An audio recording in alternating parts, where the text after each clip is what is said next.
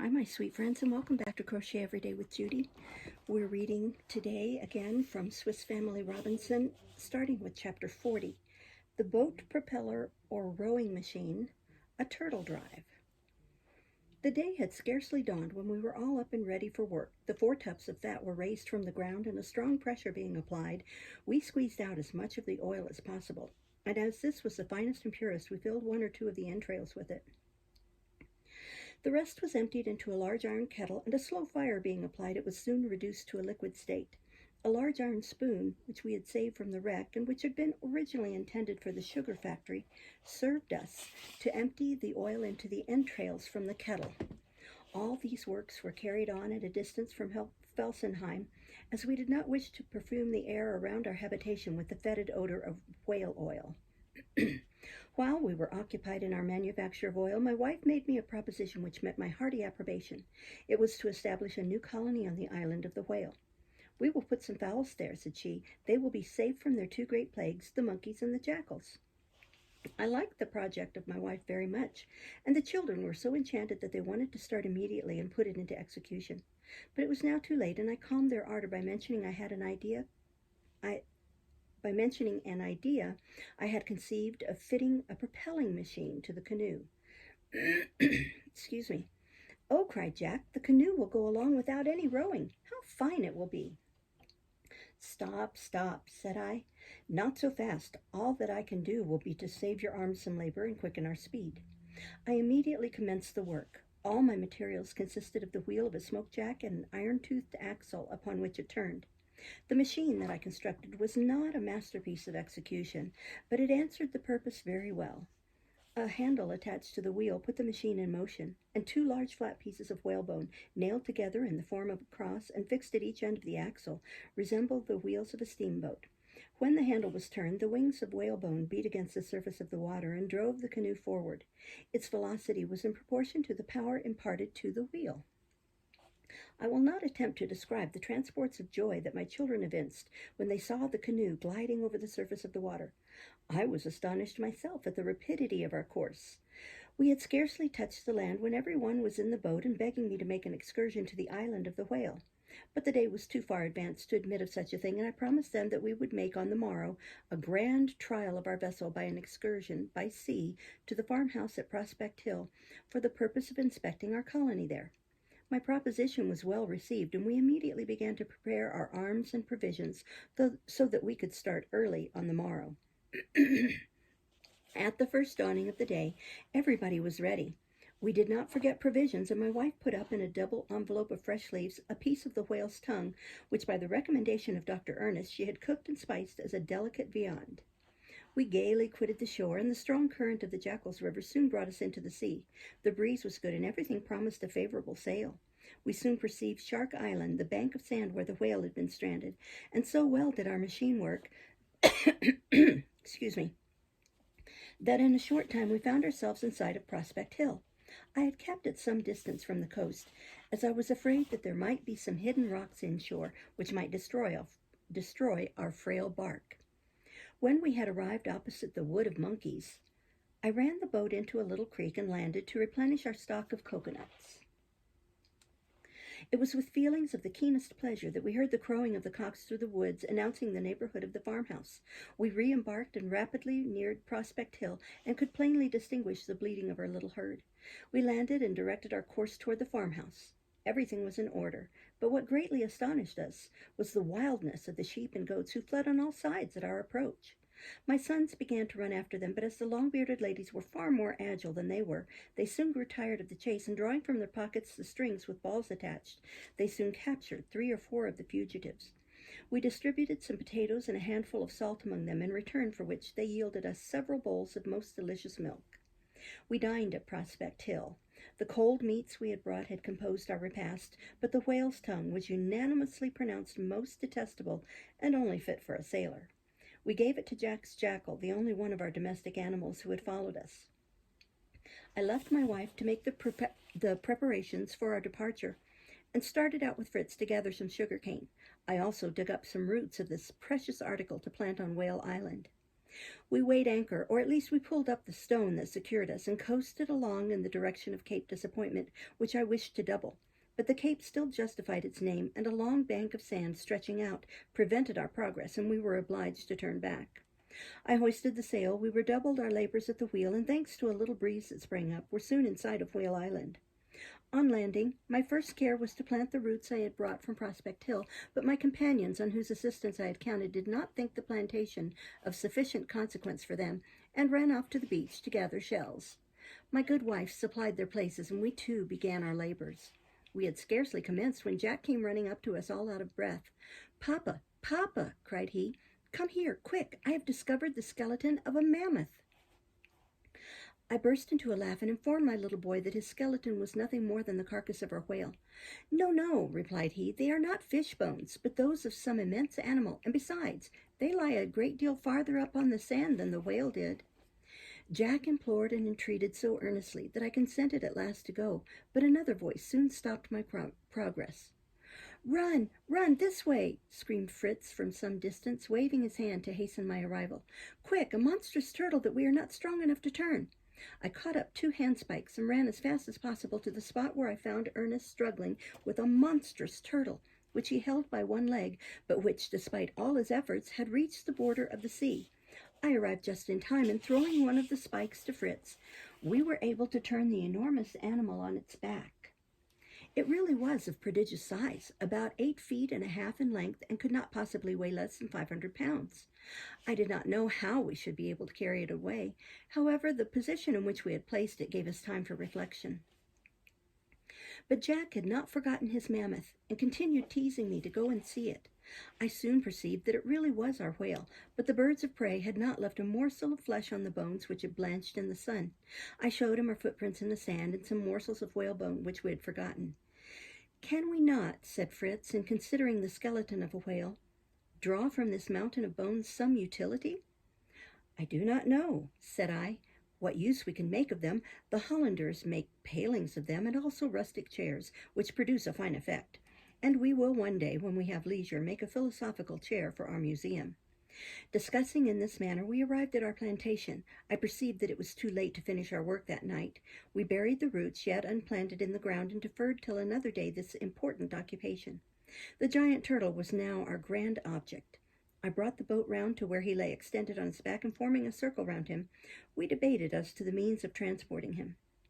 "Zounds, gentlemen," said I, striking my forehead, "we need not embarrass ourselves much. Instead of carrying this monster, let him conduct us back to Felsenheim. A turtle makes an excellent equipage on the sea. Fritz and I have tried the experiment." My idea was a happy one, and everyone was glad. I commenced by emptying out the barrel of water we had brought, then turning the turtle over on his feet, we fastened the barrel to his back, so that it was impossible for him to sink and draw us with him. A cord passed through the hole which we broke in the upper shell served me for reins, and without losing time, we all embarked for home. I placed myself in the prow of the canoe with a hatchet to cut the cord in case of need. Our course was accomplished rapidly and safely. A handspike that I held in my hand served me for a whip, and a blow well applied would rectify any deviation from the track. Master Ernest, the professor, compared us to Neptune gliding over the waves drawn by dolphins. We arrived safely at Felsenheim, and our first care was to secure our turtle and to replace the empty barrel by strong ropes. But as we could not keep him long in this way, we finished his life the next morning, and his enormous shell was destined to serve as a basin to our fountain in the grotto. The work cost some trouble and time, as it was very difficult to detach the flesh from the shell. It was a superb piece of meat, full 6 feet by 3, and afforded us material for many a delicious pot of soup. We inquired into all our works on natural history, and came to the conclusion, the professor and I, that our turtle was the giant green turtle, the largest of all. Chapter 41. Weaving Machine, Basket Making, The Alarm, A Dangerous Visitor, The Ass Falls a Victim. We had had so much trouble in harvesting our crops the last season that we had resolved, instead of trusting them to the ground without any order or regularity, to prepare a field which could receive them all at the same time, and where they could ripen together. But as our animals were not yet sufficiently accustomed to the yoke to warrant our undertaking the task, I was obliged to defer it till some future period. In the meantime, I employed myself in constructing a weaving machine for my wife. Our garments had become so tattered and torn that the machine was of incalculable benefit to us. It was neither perfect nor handsome, and nothing more could be expected. As we had none of the wheat flour that the weavers use to make paste, which they employ in hardening the warp and preventing the threads from tangling, I substituted the glue of fish, and I may confess, without self-praise, that my composition was better than that of the weavers, for the fish glue preserves a humidity that the ordinary glue does not, and by employing it one can weave in a dry situation instead of descending into cellars where the weavers from time immemorial have been obliged to confine themselves. From this fish glue I also made window panes, not well calculated, it is true, for windows exposed to the rain, but they answered for ours, which on account of their deep embrasures were protected from storm. These two successes encouraged me, and I resolved to try my hand at another thing, or, to speak poetically, add another flower to my wreath. My little cavaliers had long tormented me to make them saddles and bridles, and our beasts had need of yokes and other harness. I commenced my work and established myself as saddler. Kangaroos and sea dogs furnished me with the necessary leather, and I used for wadding the moss that the Molucca pigeons had discovered to us. But as this moss would have matted together and grown hard under the rider, I employed my sons in twisting it into cords, in which state it was left some time and then untwisted. By that means we obtained frizzled hair as elastic as that of horses. In a short time we had saddles and stirrups, bits and bridles, yokes and collars, each adapted to the strength of the animal for which it was intended. But this sedentary course of life did not suit the restless minds of my young people, and they earnestly begged me to take them hunting in the country. I put the matter off and took in hand another sort of work, the want of which we felt sensibly. I speak of the making of baskets, a number of which articles we needed to carry our rice, roots, grain, etc. Our first attempts were clumsy enough, and we reserved them for our potato baskets. We gradually improved, and when I thought we were skillful enough, I ventured to use those Spanish rushes that had cost Jack so dear, and we made a number of fine baskets. They were not as finished workmanship as more skillful hands would have effected, but they were light and strong, and that was all we cared for. My sons had made a large basket to put manioc roots in, and in a fit of mischief, Jack and Ernest had passed a bamboo cane through the handles, and putting little Francis in the basket, set off on a full run while the poor fellow endeavored in vain to stop them. Fritz, who had been looking at them, turned to me, saying, "An idea has struck me, Papa.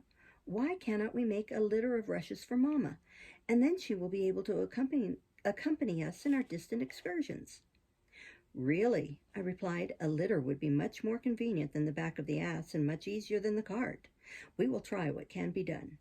My children were delighted at the plan, but my wife laughingly observed that she would make but a poor figure seated in a wicker basket. "Never fear," said I. "We will make you a fine palanquin, such as are used in Persia and Hindostan." We immediately put the design into execution. The buffalo and the bull were brought out. 2 poles, which supported a large basket, were suspended by cords on each side, and Ernest jumped in to make the first trial. Jack mounted Storm, who was placed at the head, and Francis, Brome, who supported the hinder part, and they set off. The first steps answered admirably. The basket, balanced between the poles, resembled a luxurious carriage on its springs of steel.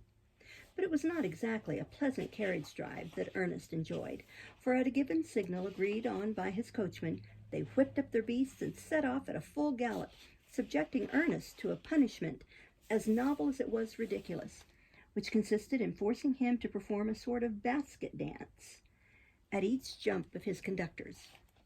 The fun was violent, but it was harmless, and we could not help laughing to see the phlegmatic Ernest so tossed about. We then all returned to our basket making, but we had scarcely recommenced when Fritz, whose eagle eye was always making discoveries, suddenly started up as if frightened at a cloud of dust that had arisen on the other side of the river, in the direction of Falcon's Nest. "There is some large animal there," said he, "to judge from the dust it has raised. Besides, it is plainly coming in this direction." "I cannot imagine what it is," I answered. "Our large animals are in the stable, resting themselves after the experiment of the palanquin." "Probably 2 or 3 sheep, or perhaps our sow frolicking in the sand," observed my wife. "No, no," replied Fritz quickly. "It is some singular animal. I can perceive its movements. It rolls and unrolls itself alternately. I can see the rings of which it is formed. See, it is raising itself up and looks like a huge mast in the dust. It advances, stops, marches on, but I cannot distinguish either feet or legs. I ran for the spyglass we had saved from the wreck and directed it toward the dust. I can see it plainly, said Fritz. It has a greenish-colored body. What do you think of it, Papa? That we must fly as fast as possible and entrench ourselves in the grotto. What do you think it is? A serpent, a huge serpent, advancing directly for us. Shall I run for the guns to be ready to receive him? Not here. The serpent is too powerful to permit of our attacking him, unless we are ourselves in a place of safety. We hastened to gain the interior of the grotto and prepared to receive our enemy. It was a boa constrictor, and he advanced so quickly that it was too late to take up the boards on Family Bridge. We watched all his movements and saw him stretching out his enormous length along the bank of the river. From time to time, the reptile would raise up the forepart of his body 20 feet from the ground and turn his head gently from right to left, as if seeking for his prey, while he darted a triple-barbed tongue from his half-open jaws. He crossed the bridge and directed his course straight for the grotto. We had barricaded the door and the windows as well as we were able, and ascended into the dovecote, to which we had made an interior entrance. We passed our muskets through the holes in the door and waited silently for the enemy. It was the silence of terror. But the boa, in advancing, had perceived the traces of man's handiwork, and he came on hesitatingly, until at last he stopped about 30 paces directly in front of our position. He had scarcely advanced thus far when Ernest, more through fear than through any warlike order, discharged his gun and thus gave a false signal. Jack and Frances followed his example, and my wife, when the danger had rendered hope bold, also discharged her gun. The monster raised his head, but either because none of the shots had touched him, or because the scales of his skin were impenetrable to balls, he appeared to have received no wound. Fritz and I then fired, but without any effect, and the serpent glided away with inconceivable rapidity toward the marsh which our ducks and geese inhabited, and disappeared in the rushes. The neighborhood of the boa threw me into the most unenviable state of mind, for I could think of no way to rid ourselves of him, and our united forces were as nothing against such an enemy. I expressly commanded my whole family to remain in the grotto, and forbade them opening the door without my permission. The fear of our terrible neighbor kept us shut up 3 days in our retreat. 3 long days of anguish and alarm, during which time I suffered no one to break the rule I had established. The interior service of the grotto was the only consideration that could induce me to break it, and even then I allowed no one to go beyond the reservoir of the fountain. The monster had given us no signs of his presence, and we would have supposed him departed either by traversing the marsh or by some unknown passage in the rock, if the agitation which reigned among our aquatic animals had not assured us of his presence. Every evening the whole colony of ducks and geese would direct their course to the bay, making a terrible noise, and sail away for Whale Island, where they found a safe asylum. My embarrassment daily increased, and the immovability of the enemy rendered our position very painful. I was afraid that a direct attack might cost us the lives of one or more of our little family. Our dogs could do nothing against such a foe, and to have exposed any one of our beasts of burden would have been certain destruction to it. On the other hand, our provisions daily diminished, as the season was not yet far enough advanced for us to have laid in any winter stores. In a word, we were in a most deplorable situation when heaven came to our aid. The instrument that effected our deliverance was our poor old jackass, the companion of our wanderings and faithful servant. The fodder that we happened to have in the grotto had diminished frightfully. It was necessary to nourish the cow, as she contributed in great part to our subsistence, and some must be taken from the other animals. In this dilemma, I resolved to set them at liberty and let them provide for their own nourishment. As inconvenient as this measure was, it was better than to see us all dying of hunger shut up in the grotto. I thought that if we could get them on the other side of the river, they would find a plentiful supply of food and be in safety as long as the boa remained buried in the rushes. I was afraid to cross Family Bridge lest I should arouse the monster, and I decided to ford at the spot where our first crossing was made. My plan was to attach the animals together. Fritz, mounted on his onagra, would direct the front of the procession, while I would take care that the marsh was effected in good order. I recommended to my son, at the first sign of the serpent's presence, to fly as fast as his beast would carry him to Falcon's Nest.